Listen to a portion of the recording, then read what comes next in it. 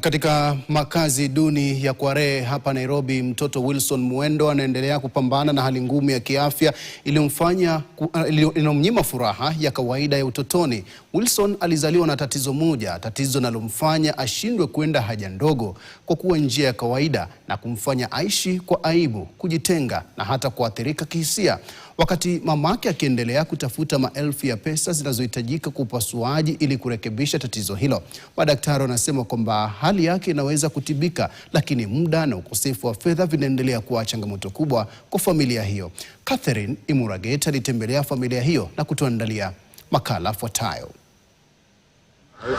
Tangu kuzaliwa kwake mtaa wa Kware, kijana Wilson Muendo mwenye umri wa miaka 7 ameishi na hali ngumu na yenye maumivu makali inayojulikana kama hypospadias. Wilson, ambaye alizaliwa akiwa pacha, alipaswa kufurahia maisha ya kawaida ya utotoni. Badala yake, kwa miaka 7 sasa, amekuwa akihangaika na tatizo linalomfanya ashindwe kwenda haja ndogo kwa njia ya kawaida.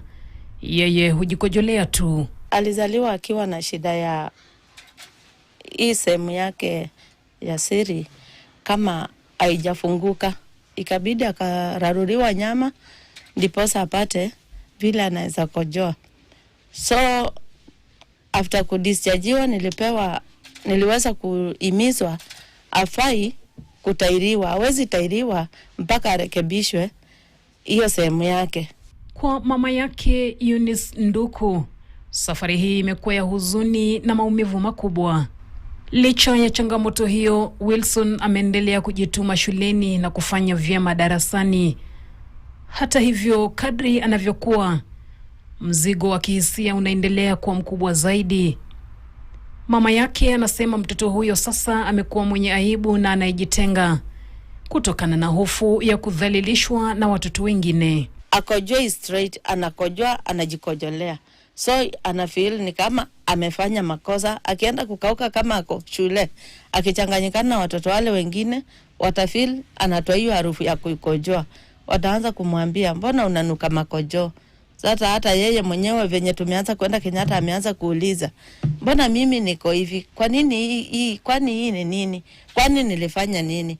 Lakini hypospadias ni nini hasa? Dr. Peter Mwika, ambaye ni daktari wa upasuaji wa watoto katika hospitali kuu ya kitaifa, anaeleza. Hypospandia, just to define it, in males, the opening of the urethra where the urine is supposed to pass is supposed to be at the tip. But a number of times in children who are boys, they are born with the opening under the penis, anywhere but not at the tip of the penis. So that opening can actually be as way down, or what you call proximal, as between the two scrotums, the junction of the scrotum and the penis, or anywhere along the underside of the penis, but not at the tip.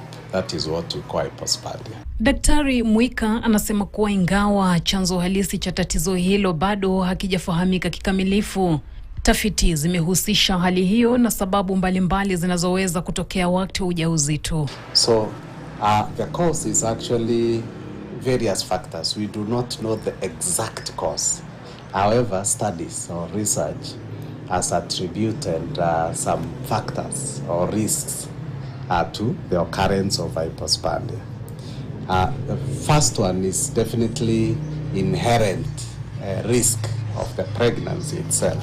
The common one now that everyone is researching is how the environment itself is actually becoming a problem, and that perhaps pointing at the rising cases. Other things are maternal factors.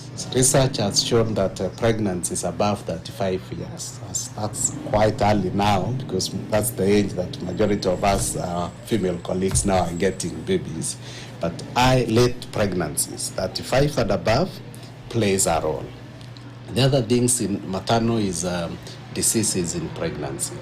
Mothers who have hypertension, mothers who are diabetic, those ones are at a higher risk of getting children who have hypospandia.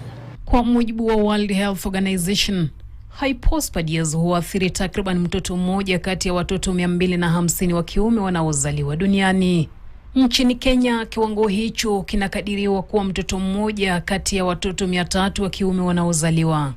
Katika bara la Afrika, viwango hutofautiana kutoka nchi moja hadi nyingine, lakini kwa ujumla huwa kati ya mtoto mmoja kati ya 250 hadi mmoja kati ya 500 wa kiume wanaozaliwa.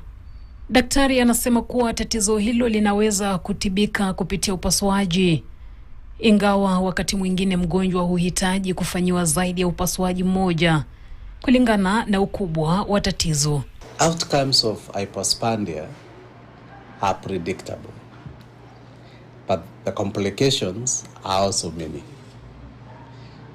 Simple hypospandias, the non-complicated ones, have a very good outcome, both in getting a straight phallus or the penis and being able to urinate at the tip.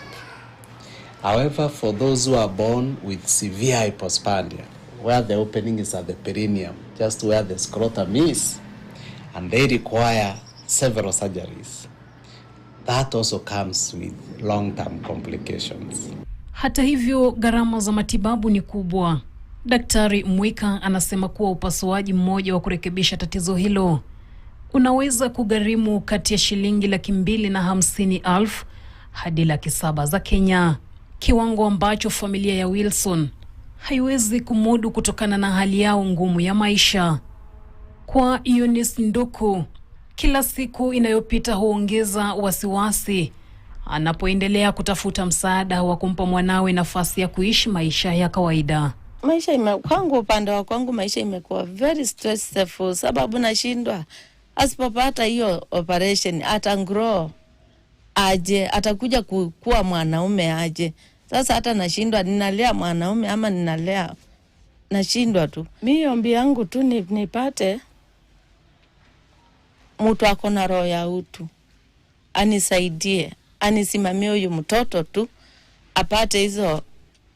apate kuendelea vizuri mpaka nijipate kwa ward, nipate mtoto ashafanyiwa hiyo surgery. Kenya wahisani wajitokeze, huyu mtoto ako scheduled kufanyiwa upasuaji Kenyatta National Hospital tarehe 27 mwezi huu, na mama ni mtu anaishi hapa single mother hapa Kware, hana mbele wala nyuma.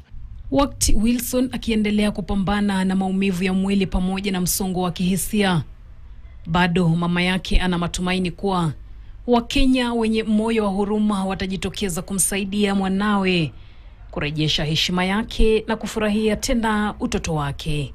Hatumii mipira kwenda haja, lakini wakati anapohisi, yeye uhisi maumivu zaidi.